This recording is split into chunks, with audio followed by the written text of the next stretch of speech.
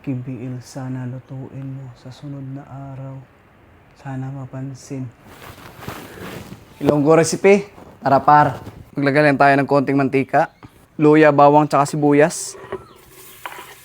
Lalabasin lang natin yung aroma niya. Lolo na natin yung pata. Maglagay na tayo ng tubig. Lagyan na natin ng tanglad. Durog at pamintang buo mga par. Pork nor cubes. Asin.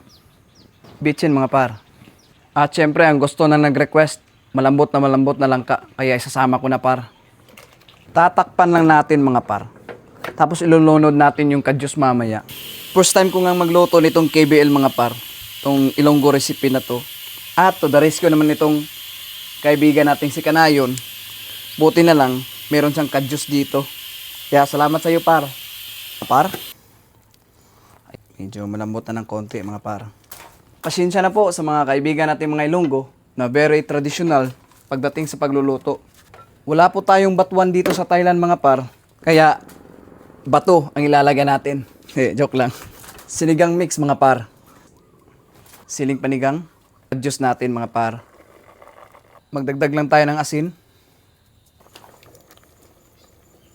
Tatakpan lang natin ulit. Ani, oy. Luto na yung request mong KBL, par. Never ko pang natikman tong KBL eh. Cancel lang yung natikman ko sa Bacolod. Kain tayo mga par. Sabaw. Mainit pero ang sarap. Init talaga.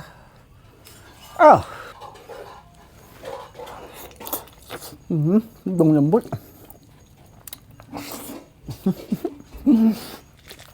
Namit gen.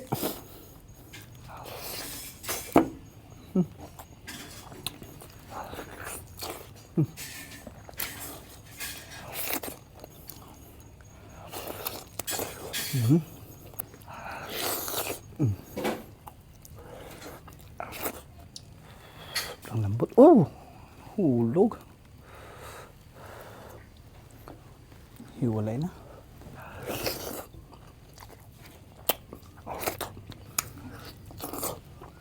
Oh.